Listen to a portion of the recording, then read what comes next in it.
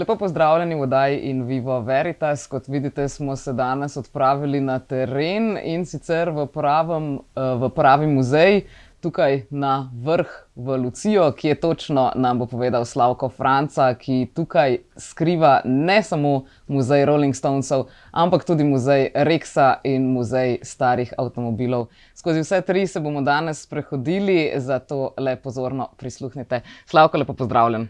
Lep pozdrav. Torej, najprej za začetek, nismo točno v Luciji. Praviš, da je tukaj okraj, katerega ime se ne uporablja več tako pogosto. Ja, tle smo na Kampolinu. Kampolin nad Lucijo samo spada pod Lucijo. Pravzaprav spada pod Lucijo, pošta pa je Portorož.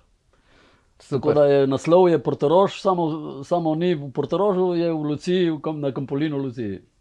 In koliko časa si pravzaprav že tukaj, ker če se ozremo naokoli, res izgleda, da so leta in leta truda vložena v ta prostor in me res zanima, koliko časa pravzaprav si že nastanjen na tem kraju? Tle sem se preselil iz Prove pri Kopru. To je tam tisto področje naprej od Moleta. Od leta 85. 85 sem tle končal hišo in od takrat sem tle. In že takrat so se začeli vsi trije muzeji ali je to potem prišlo kasneje? Si končno imel prostor za razstaviti stvari? Ja, muzeji so začeli pozneje, samo robo za muzeje sem imel že kar prej. Je bilo vse povsod, razen tam, kamor sem imel namen, ni bilo. Imel sem podnevni sobi, v garaži, okoli vrta in potem počasi sem jaz to okolico naredil tako, da sem razporedil vse povsod. In praviš, da Rex je bila tvoja prva ljubezen.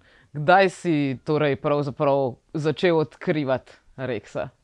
Ja, Rex je bila, ne da je bila, Rex je še vedno prva ljubezen. Rex, vse veš, da je prva ljubezen, je tako in tako vedno prva.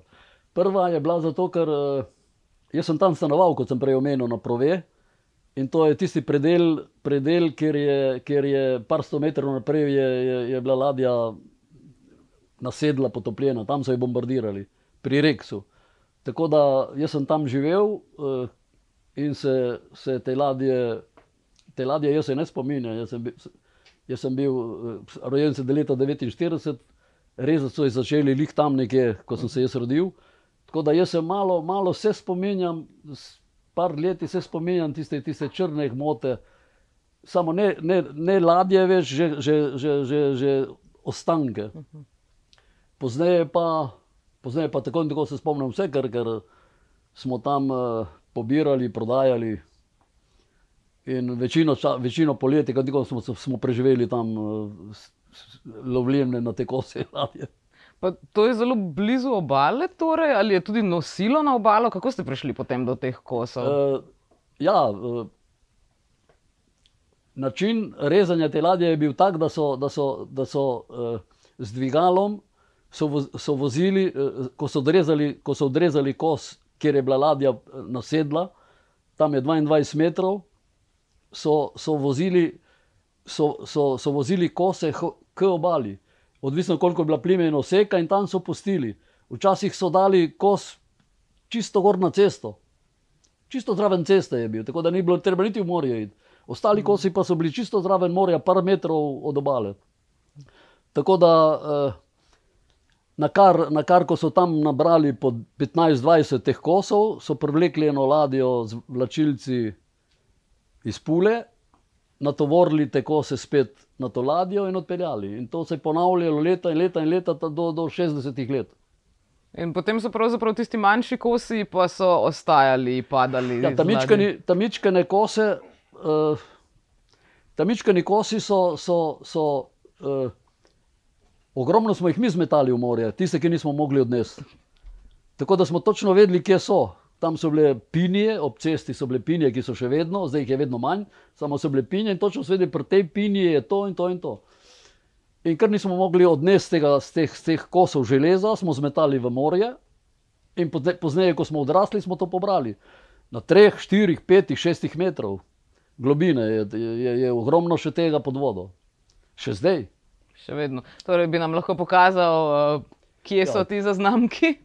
Ja, točno. Jaz imam, zadnje sem posnel ene 100 slik in video tudi, tako da na mojem YouTube profilu Slavko Franca je album z ta muzej Reksa in imam vse te slike notri. Tako, če koga zanima, naj gre tam in pogleda. Če pa ne me vprašam, bom razložil. Lahko, pravzaprav, če gre tam plavat, bo sam videl, če je čista voda. Ne? Tvoje pravzaprav izkušnje si delil tudi z nekaj ljudmi, ki so pisali tudi knjige, nazadnje tudi s temi iz Pomorskega muzeja, če sem prav razumela. Na kakšen način ste sodelovali? Jaz sodelujem z njimi že ogromno let, to ni od zdaj. Pa se poznamo med sabo, tako in tako oni vejo. Bili so leta nazaj, ko so imeli razstave v Piranu, pa v Izoli, pa v Trstu. Jaz z veseljem pridem z mojimi umetnijami, tle, ki jih imam tle vzadi za mano, ko vidite, in jim prinesem tam na razstavo. Tako da oni so vedeli za mene in ni problem. Potem so ko so pisali to knjigo, so rabili par teh informacij gor dol in jaz z veseljem pomagam. Ne? Kaj pa naprimer to, kar si omenil, da izgleda, če se malce pošaliva, kot majhna džamija, tale kos, če ga mogoče primaš v roko. Je to kos mogoče, ki bi ga moral dati v muzej, ali muzej torej ve, da so ti kosi pri tebi, ker tako ali tako nimajo prostora? V muzeju vejo vse, kaj imam jaz tle. Ker je tle na vrtu, tle je razstavljeno. To sem jaz naredil umetnijo, to je ploščica iz kopalnice od Reksa, to pa so koščki iz brona, medenine, brona, to je najbrž bron. To so bili na lesenih, ko ukrasni na vrhu kakšnega lesene ograje. In to sem jaz zalepil, slučajno je ratala kot džamija. Kako pa veš, naprimer, da je to ploščica iz kopalnice? Si tudi videl to kopalnico ali so potem tudi povedali? Imam kot prvo sem tam pobral, kjer so te deli od Reksa. Kot drugo imam 4 knjige in slike, vseh vrst slik, tako da samo pogledam. Za marsikaj ne vem, kje je bilo, večino ne vem, kam spada, ker le sem pomorc, pa se razumem na ladje. Torej, za nama je pa tudi shema ladje, ki pa praviš, da je bila narejena torej po tem, ko je ladja bila že potopljena. Ja, to je ta slika, recimo, to je maketa, ki je naredil moj prijatelj iz Trsta, ki je napisal Elizeo, je napisal tudi 2 knjigi o Reksu. Je on to naredil, to maketo naredil on, par metrov dolgo, jo ima v svojih pisarnah v Trstu. In ja, to je naredil pred par leti. Tudi je imel razstavo in prezentacijo v hotelu Savoye v Trstu, pa sem bil tam mi je to on podaril. Pa pravzaprav potom njega tudi sem se povezal z vsemi v Italiji, ki imajo karkoli veze z Reksom. Ali je to iz televizije, filma ali časopisov, tako da je njegova zasluga, da je tudi ta moj del, ta moja zgodba prisotna tudi tam, tako da vejo tudi Italijani. So tle snemali tudi, kot vi snemate zdaj, so oni snemali tle zgodbo in jaz sem povedal svoje štorije, tako da je tudi njih zanimalo. Ne? Koliko pa so Italijani seznanjeni s tem? Bi rekel, da so mogoče tukaj na obali da je bolj prisoten ta spomin ravno zaradi tega, ker je tukaj končal svojo pot, ali se v Italiji tudi dobro spomnijo te megalomanske ladje? Ne, tudi tam. Ne da tudi tam. Oni glavnino v Reksu je njihova. To je njihova baza. V Genovi je bila narejena, tam imajo oni marsikaj še. Moj prijatelj je rekel, da je rešil, on je študiral ladjedelništvo v Genovi prav in je prišel do teh načrtov in dokumentacije, ker je rekel, da se hoteli je rešiti. Ne vem kako, v glavnem je rešil dosti stvari. Italijani imajo dosti tega, dosti več. Mi imamo, kar imamo, mi imamo zgodbo po bombardiranju dalje. Oni pa imajo od prej zgodbo. Ne. In kakšna je bila pravzaprav zgodba te ladje? Ja, zgodba je bila fascinantna, zgodba je bila kaj je, v čemu je štos te ladje? Ta ladja je bila najhitrejša ladja na svetu. Zato je Rex tako zanimiv in slaven. Rex je ostal v zgodovini ledjedelništva zaradi tega, ker je bil najhitrejši na svetu. Res 2 leti je bil. Tako da, koliko hitro je to? Mogoče veš? Koliko vozlov? Ja, med New Yorkom in Gibraltarjem je bilo tisto tekmovanje čez Atlantik. Ne? Je potoval 4 dni, 12 ur in 56 minut. Tako da pol manj, kot sem jaz plul s temi normalnimi ladjami, do pred kratkim. Mi smo pluli 12 dni, oni pa 4 dni in pol. 33 leta. Okoli 27-28 vozlov. Plovbe, poraba goriva je bila ogromna, zato tudi take ladje, ko govorijo, kako bi to se dalo rešiti gor dol. Tako ladjo enostavno bi šla v razrez. Kot je šla njena sestra, Conte di Savoia, je bil še lepši od Rexa. Sestrska ladja njena, narejena v Trstu, je bila še lepša. So jo privlekli tam v Monfalcone in tam je šla v razrez. Tako da za njo noben ne ve, ker ni bila najhitrejša na svetu. Zato je Rex famozen. Ne. Vse, če ne bi bil najhitrejši, ne bi niti čeprav je bil tle pri nas bombardiral, ne bi bile te zgodbe. Kaj pa po velikosti ne bi mogel parirati z največjimi ladjami na svetu? Po velikosti ladja je bila dolga 268 metrov.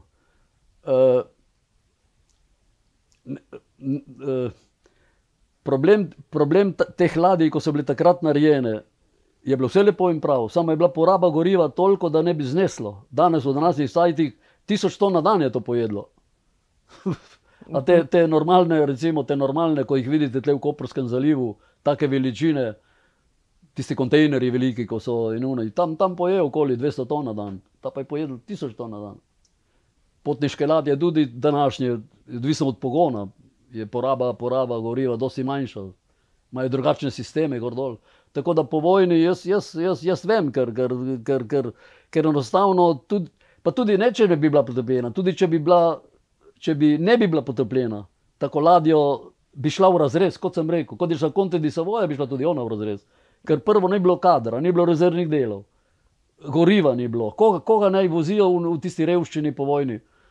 Kdo bo kam potoval, če ne bilo niti za jest? Torej, Conte di Savoia je šla po vojni v razrez? Ja, seveda. Po vojni, ja. Ker Conte di Savoia je bila malenkost potopljena, samo so jo rešili in je bila plavala. Ni bila potopljena. Si tudi sam bil sicer kdaj na tako veliki ladji? Ja, seveda sem bil. Sem bil še na večji kot to. In koliko ljudi je potrebnih? Ja, jaz sem bil na večji kontejnerski ladji. Čeprav kontejnerska ladja oddaleč zgleda isto kot potniška, ker ima vne kasone gor, vne kontejnerje gor in dol. Tako da sem bil na večji ladji, ja. Ne po moči motorja, po velikosti. Koliko ljudi pa je potrebnih, na primer, za eno tako ladjo, da sploh krene iz pristanišča? Posadka, kako velika je? Posadke je, na taki ladji je bilo posadke okoli 800 ljudi. Komplet posadke. Tako da je bilo skoraj pol posadke, pol potnikov. Danes je recimo 3000 potnikov, je tudi okoli 1000 posadke. Posadke rabijo zaradi potnikov, ne. Če prav razumem zgodbo o Rexu, so Rexa pravzaprav namesto razreza raje žrtvovali. Kako je pravzaprav prišlo do potopa te ladje? Rex je bil privezan v Trstu 4 leta. Temu pravijo laid up, zvezan tam je bil, tam so ga tudi pokradli, tisti, ki je uspel pobrati, je pobral z njega dol. In leta 1944, septembra, 9. septembra so ga RAF, angleški RAF ga je bombardiral, oziroma raketiral. Nemci, takrat so imeli Nemci ta teritorij, ne? Ko so Italijani propad Italije, so prevzeli Nemci in so ga Nemci privlekli tam med Koper in Izolo. Jaz pravim, oni nekje so govorice gor dol, da so ga hoteli skriti, kako boš skril tako ladjo veliko, to ne moreš skriti. Vedeli so, da bodo bombardirali, Nemci, ne? Da bodo bombardirali Trst Preljslej in to ladjo so zvlekli tam, ker če bi ta ladja ostala tam, okoli 140 raket izstrelkov so ruknili v njega. Tako da bi šlo pol Trsta v zrak. In tam ni nasedla, tam so jo oni zasidrali. Tam je bila ladja zasidrana, paralelno z obalo, na globini 20 metrov in so posnetki in slike, tudi tam je slika, kako ga raketirajo in so ga potopili tam. Pač je gorel ene par dni in tam je nasedel na dno. Ne. Pa so še kakšni ostanki Rexa zdaj tam? Ja, vse obstajajo na temu, na YouTubu so posnetki, je nekaj mojih posnetkov tam bližje, tam ker je 22 metrov, ker je on ležal, so tudi neki posnetki, so posneli ostali, ne. Nekaj malega je še tam, samo ne velikih kosov.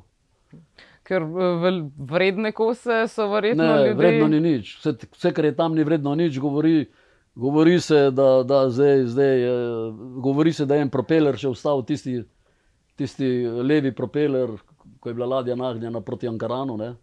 Tisti levi je imel 4 propelerje. En od teh propelerjev, da je ostal notri v mulju zakopan in to je to. Edino vrednost brona ali pa zgodovinska vrednost je kar je. Vrednost brona pa je 10-tonski propeler, recimo. 10 ton brona, toliko je vreden. So res ljudje, ko so videli ladjo goreti, večino vrednih stvari pravzaprav sami šli iskat na gorečo ladjo? To se sliši sicer zelo nevarno. Jaz sem videl par slik, ja. Par slik je tam, ko ladja gori, ko gori pravzaprav neki dimi, več je to počasi gorelo. So okoli nje. Zdaj, ali so šli oni gor, ali niso šli gor, najbrž kakšen je šel gor, ja. Samo šli so gor pozneje, ko ni več gorel. Gorel je 3-4 dni, ali koliko je gorel. Potem pozneje, seveda, če je kdo šel gor, je kaj pobral dol. Vem, moji sosedi so imeli mizo, jedilno mizo z Rexa. Prijatelj od mojega očeta je imel čoln in je šel tam, pa je pobral mizo dol. Drugi pa kot, da bi kaj bilo prav ohranjeno od takrat, je malo tega. Kaj pa so tvoji večji kosi, ki jih imaš? Ja, moji večji kosi so tle, imam tle. Ker imam tle, jaz imam mičkene kose tle, drugo sem vse prodal, to sem si pustil. Te mičkene kose sem si pustil. Pa imam še notri v garaži, imam še notri neke dele. Kaj pa, naprimer, ta svetilka je tudi iz Rexa? Ne, to ni. To so svetilke z modernih ladij iz leta 80. So tudi zanimive bakrene.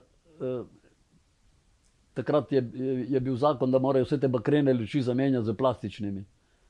In jaz sem bil lih na taki ladji, ko so vse to menjali in sem jih jaz lepo spravil. Imaš pa ograjo od Rexa, čeprav razumem. Ja, ograja je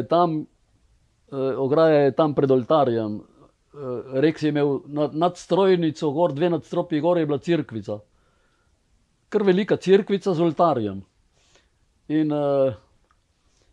ta oltar, jaz sem tam naredil oltar podoben tistemu, ki je bil na Rexu, in tam imam dele z Rexa in pred njim je ograja kot pred oltarjem, ko imaš se naredil ograjo.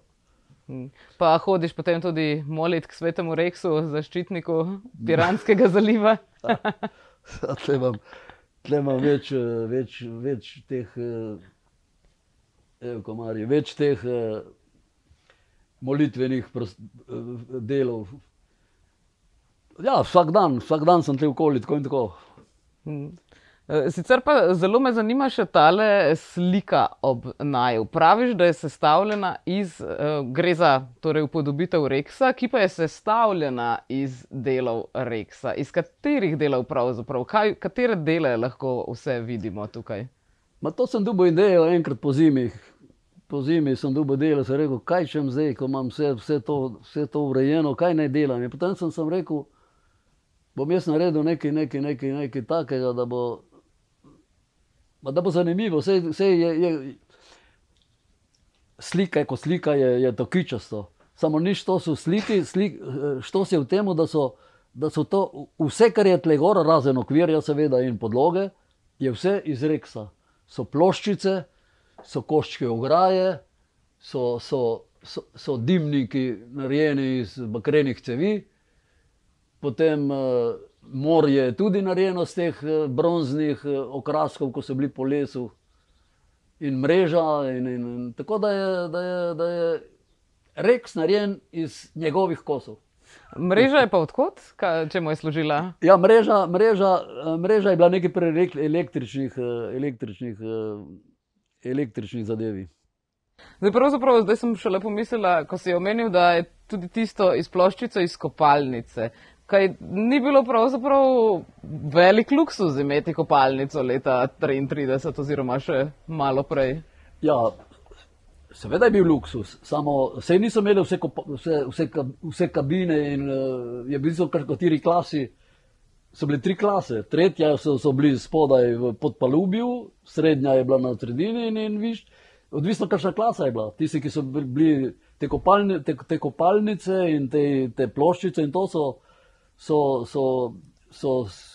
z tistih predelov ladje, ker je bilo dražje kabine. V podpalubju najbrž so imeli, so imeli skupne kopalnice. Oziroma bolj sanitarije. Ja, seveda, sanitarije, skupne kopalnice, to je bilo vse razdeljeno, odvisno kot vse danes je tudi podobno, tako da imaš lepše kabine, ki se vidijo, so balkoni na morje, druge pa so zaprte in vse, isto danes, nič, nobena razlika ni. Ja, danes imajo tudi kinematografe, bazene, je Reks tudi imel vse to? Ja, vse je imel Reks, vse so imeli. Vse so imeli, takrat kot danes. In kakšne prostore pa so imeli, potem razen teh spalnih prostorov, tako za druženje, mogoče kakšni posebni prostori, plesna dvorana mogoče? Seveda so imeli plesno dvorano, so imeli glasbenike na ladji, ko so igrali vsak dan. Kot sem prej omenil, cerkvica, so imeli mašo, so imeli tudi bazene, so imeli raznorazna tekmovanja v balinanju, so imeli, marsikaj so imeli, ne? Pa se da balinati, kaj ne gre ladja malo levo, desno? Ja, ko gre malo levo, desno, najbrž ne, samo je tudi lepo vreme. Kaj pa zdravnika, so imeli svojega zdravnika mogoče? Tudi zdravnika so imeli svoj časopis. Kako pa je izgledal časopis? Kaj, to so ga enkrat na mesec izdali časopis ali je bil to dnevnik? To so dnevne informacije so imeli. Dnevne informacije so informirali in posadko in potnike. Torej kaj se dogaja, kje so, kako, razne zanimive stvari. Torej je bila tudi tiskarna na ladji? Ja, tiskarnica, majhna tiskarna in so to tiskali in informirali. Kaj pa knjižnica mogoče, če so že imeli tiskarno? Knjižnico? Ja, seveda so imeli. Vse so imeli. Vse, kar si lahko zamisliš, so imeli. Torej, v tistih časih je bila to očitno res izjemna ladja. Koliko pa je, na primer, takih zbirateljev, kot si sam, da bi imeli še dele tukaj po obali, po slovenski obali?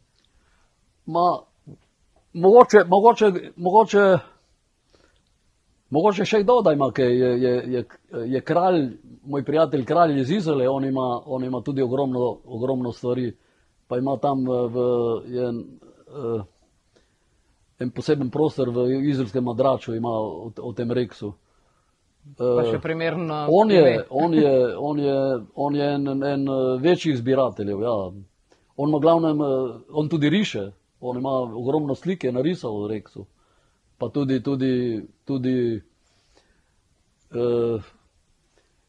en prvih, ki je začel z ustanovitvijo tega društva Reks in tako. On je potem, je še par, no v glavnem na tak način, kot imam jaz, sem edini. Drugi imajo kaj manj, imajo kje doma, ali ne povejo, mogoče imajo, mogoče kdo ima, pa ne pove, tudi to se dogaja, noče se izpostavljati, ne. Ker ne vem, ljudje smo različni. Jaz to trobim, tako in tako meni, ja, pravi, včasih rečejo, to si vzel tam, seveda smo vzeli, kaj pa drugo? To mi ni treba govoriti. Smo jemali, smo prodajali, smo kradli, če hočete lepšo besedo. Seveda smo. Rabutati se lepše. Ko otroci, kdo nas bo ustavil? Seveda smo prodajali, jemali, prodajali. Ne samo to, kaj se še zgodili, so se celo stvari, da smo prinesli ko otroci, 9, 10, 11, 12 let stari. Jaz sem tam bil od kar polnem pa vse do 18 leta. Jaz nisem bil tam 2 meseca. Jaz sem bil tam celo, pa ne samo jaz, 16 je bilo, ki smo bili stalni, ki smo tam živeli. Prav tam živeli in smo vsak dan bili tam. Na odpadu so nam celo delavci ukradli, ker so rekli, da smo mi ukradli na Reksu, oni so ukradli nam. Tako je bilo to. Pa se spomniš kakšnih kosov, ki si jih prodal? Vse smo prodali, vse smo prodali take lepe, zanimive. Smo prodali krožnike, smo prodali vilce, žlice, smo prodali orodja lepega. Vse smo prodali, ker takrat to nam nič ni bi pomenilo, da bi jaz to spravil. No, to, kar sem nekaj spravil, hvala Bogu, zdaj to mi je ostalo, ne. Je potem se tvoja ljubezen do Reksa spremenila v to, da si se odločil, da greš tudi sam na ladjo? Ja, Reks je, saj zato govorim, da je to moja prva ljubezen, Reks je kriv, da sem jaz končal na Pomorski in da sem študiral ladijsko strojništvo in da sem bil potem, celo delovno dobo 40 let sem bil na ladji, delal na ladjah, raznih ladjah po svetu, tuje firme in zahvala gre Reksu. In ne bi menjal, če bi kdo me vprašal, Slavko, kaj bi lahko menjati v življenju, nič ne bi menjal, niti ene stvari ne bi menjal, kar sem si takrat še kot otrok zamislil. Potem predvidevam, da tudi zaradi tega, ker imaš ljubezen do strojništva, tehnologije in to, je potem prišla tudi ljubezen do starodobnikov. Čeprav kaj je v Sloveniji sploh starodobnik? Je še vedno velja, da je tisto, kar je 30 let star avto, oziroma starejše od 30 let, je že starodobno vozilo? Ja, tako je. Samo res je, ko je avto star 30 let, je starodobnik. Samo leta grejo in tako hitro grejo ta leta, da avto, ki je danes star 30 let, Clio, na primer, zgleda moderen avto. Tako da ko jaz včasih gledam, tle imate avto, ki je iz 32 leta. Temu se lahko reče starodobnik. Avto, ki ima danes 30 let. Ne vem, dobro, seveda je starodobnik, samo ne gre skupaj. Jaz pravim vedno tako. So grupe predvojnih avtov, povojnih avtov, tam nekje do 60 leta ali 65 in potem še malo in potem so vse to so vse moderni avti. Ne moreš ti, jaz sem imel Mercedes 73 leta. Mercedes 73 leta danes jih vidiš po cesti, normalno vozijo in so ne vem kakšni starodobniki. Potem, ko prirejajo te prireditve starodobniki, vidim tam mogoče en avto, ki bi spadal v starodobnike, drugo je vse moderno. Vse je lepo tudi tako, nič nimam jaz proti.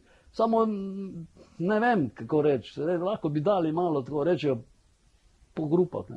In kako stare avto imaš ti? Torej, ta je najstarejši iz leta 32? Ja, ta je 32, tisti Mercedes noter pa je 52. Že tisto mi ni starodobnik.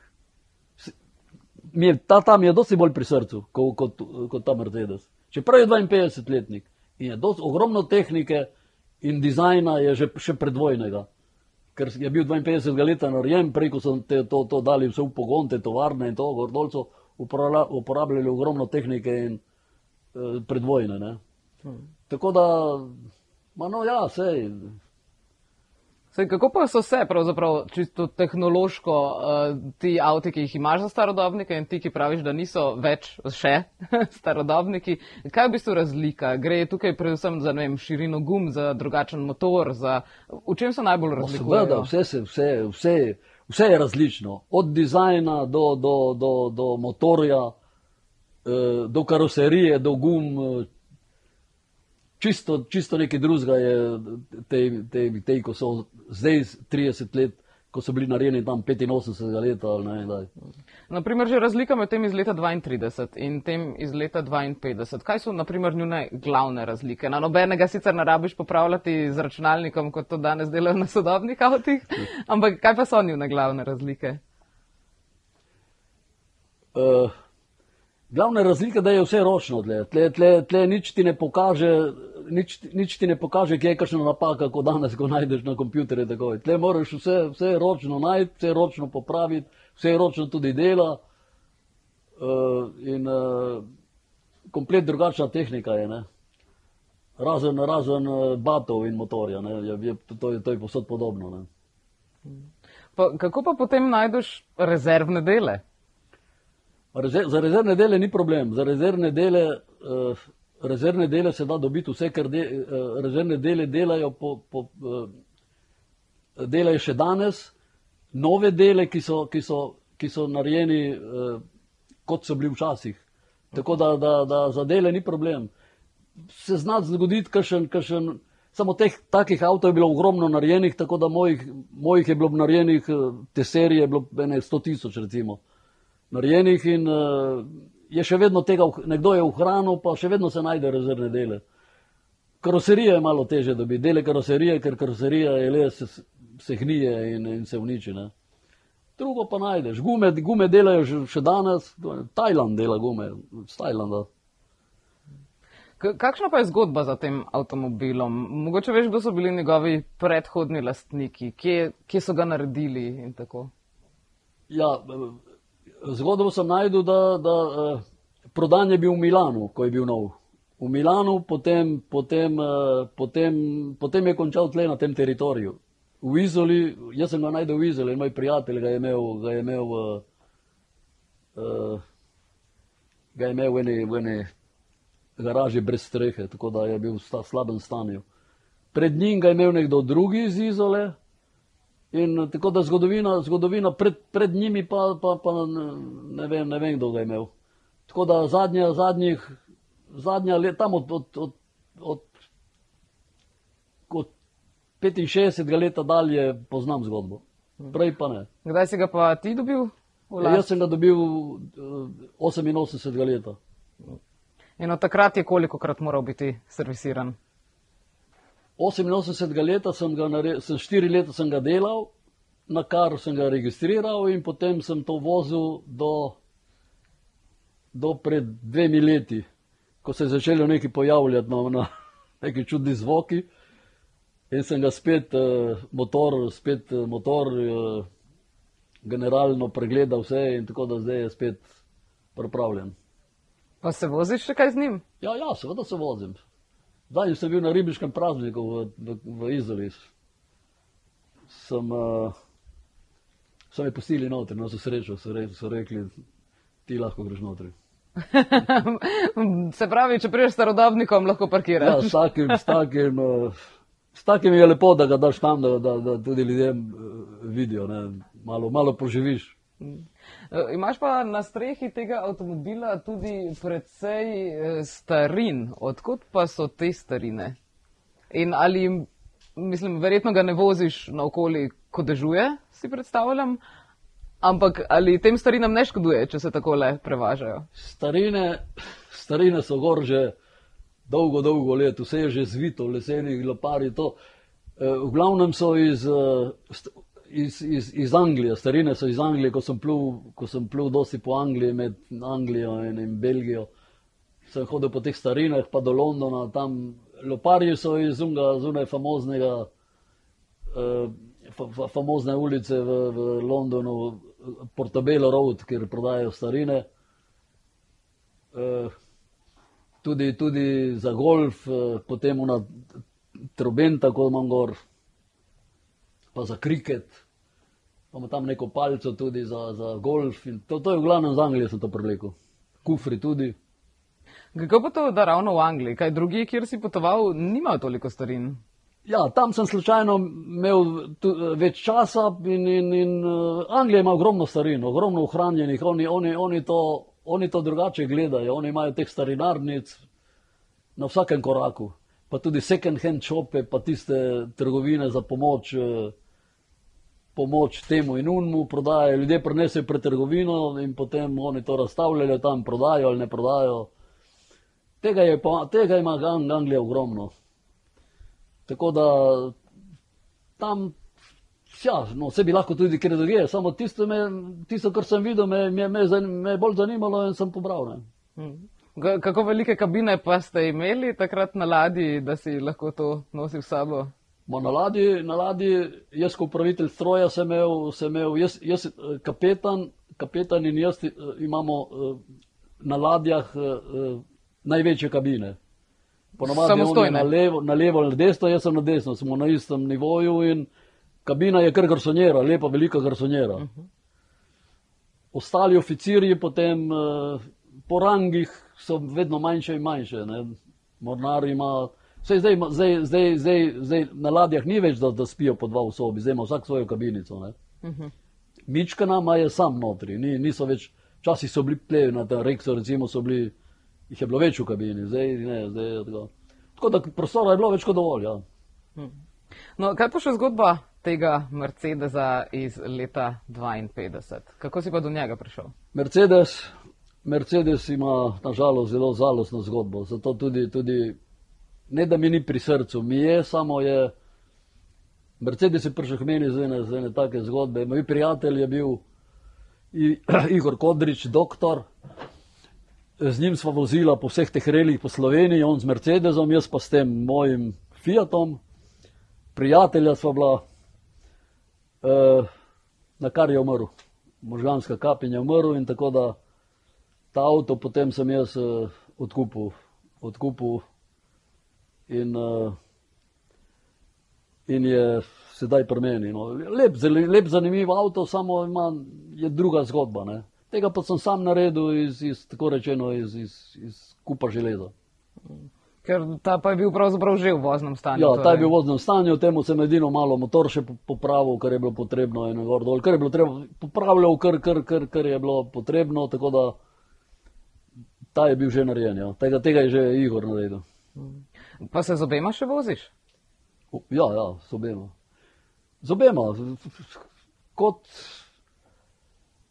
No, zdaj danes, ko je taka temperatura, je za take avte 35 stopinj, to je smrt, ker tej moj nima hladilne pumpe. Ima termosifonski sistem hlajenja in to se pregreje na 100 stopinj, to je čudež. Tako da se vozim, ja. Recimo enkrat tedensko. Aha, wow. Ja, ponovadi te avte vidimo ravno poleti, da se vozijo naokoli. Kaj pa potem tista najnižja temperatura? Kako najnižja temperatura za... Se pravi, če je do 35 v redu za motor, kaj pa najnižja temperatura? Ne, 35 ni v redu, se pregreje. Aha, je že preveč. Se ne uspe hladiti. Normalno tam okoli 17-18 stopinj, ko je zunaj, je najlepše s takimi avti. In pa po soncu. Ja, potem, ja, to so najlepše temperature za take avte. Če je premrzlo, tudi ne. Ker verjetno gretja nima. Modernem avtu to nič ne vpliva, ni mrzlo, ni toplo. Na te pa zelo vpliva. Ste že kdaj ujelo kakšno neprijetno vreme v katerem od teh dveh avtov? Ja, ja seveda, dež, tako in tako, dež nas je ujel večkrat. Se vse zmoči, tudi kaplja, včasih kaplja notri, to so taki avti. Samo nič za to, jaz pravim vedno, se ne smeš to toliko paziti. Eni pazijo, čim mu kdo kaj takne, takoj briše gor dol. Moj je razcapan, ves razcapan, po 30 letih ga imam raje, kot je bil nov, kot je bil čisto kot je bil tako. Ves razcapan je, malo tle potovče, malo notri kaplja, malo uno in tako mi je najlepše. Dobro, uperem ga vedno, da ni lih umazano, samo naj bo tako, kot je, zakaj bi moral biti, tudi ga imam ven, včasih ga imam ven, ga imam v garaži, glavno je v garaži, samo tudi če je ven, če mi ga pač ga zmoči, kaj potem. Sicer pa vidim, da imaš tudi tukaj na odbijaču oziroma pod motorjem značke, različne železne značke. Kaj pravzaprav predstavljajo? Ena od njih je od Kodelija. Od Kodelija. Ja, to je od društva verjetno. Ja, to so značke od društev, raznih društev Avstrije, Italije in Slovenije. To pomeni, ko sem kje bil na reliju, so mi dali, ja, sem dobil kot darilo in potem zalepim jaz gor. Mislim, zalepim za šraufom gor. Kje pa so, naprimer, rejli tukaj okoli po teh državah? Ja, vse povsod so. Mislim, kje so te trase? Včasih na tle smo imeli v Istri, smo jih imeli dosti več. Tle so reli, pa so v Ljubljani, so v Mariboru, na Ptuju. Ogromno klubov je v Sloveniji. Neverjetno imamo Slovenci teh klubov in ohranjenih starodobnikov. Od motorjev, avtov, kamionov, avtobusov. Tako malo mesto, recimo. Mi smo samo na 2 milijona mesto, kot München, kot Milano. Mi imamo največ v Evropi, sigurno. Tako da... Ampak še vedno jih je manj. Kaj pa se je zgodilo, da jih je zdaj manj? Kako? Rekel si, da jih je tukaj v Istri manj zdaj. Ja, zgodilo se je marsikaj. Marsikaj se je zgodilo, kar se je zgodilo v vseh pogledih, ne samo s temi starodobniki. S tem covidom in s tem načinom. Ljudje, malo se je vse zamenjalo. Od covida dalje tudi so ljudje postali, vse se je zamenjalo nekam. No, pa se tukaj si samo v avtu. Medsebojni odnosi, uno, tretje, četrto, vse je postalo nekam čudno. No, ne glede na to, relijev, Hrvati imajo relijev, v Mag grem večkrat, da Reke ne grem več. Pravzaprav tudi jaz sem se menjal, tudi jaz ne grem več. Včasih sem šel tam, ko je Kodeli je organiziral 2-dnevni maraton po Sloveniji. In s tem avtom sem jaz drzal 3 ure do Ljubljane. Potem sem cel dan vozil, 2 dni vozil po pol Slovenije in potem zmatran 3 ure nazaj. Ne grem več, niti jaz. Se pravi, že jaz sem se menjal. Tako da. Kako hitro pa grejo ti avti sploh tudi na rejlih? Kako hitro se potem vozite? To verjetno ni 100 km na uro. Reli starimi avtomobili ni kot reli, današnji reli, ko dirkajo. Ne? To so bolj turistične vožnje. Samo včasih ti rečejo, ti dajo določen čas, da moraš tam biti. Ne prehitro, ne prepozneje. Prav zaradi teh novejših starodobnikov.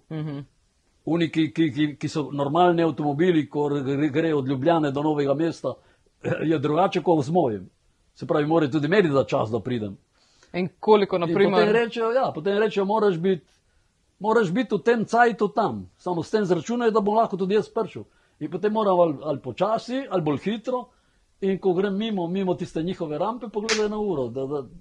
Čim bližje je čas tistemu, ki so oni rekli, tem več točk dobim in tako. Samo jaz sem vedno zmagoval, ker sem bil redek s temi predvojnimi starimi. Tako da sem bil vedno prvi ali drugi. Aha, ker so posebne kategorije.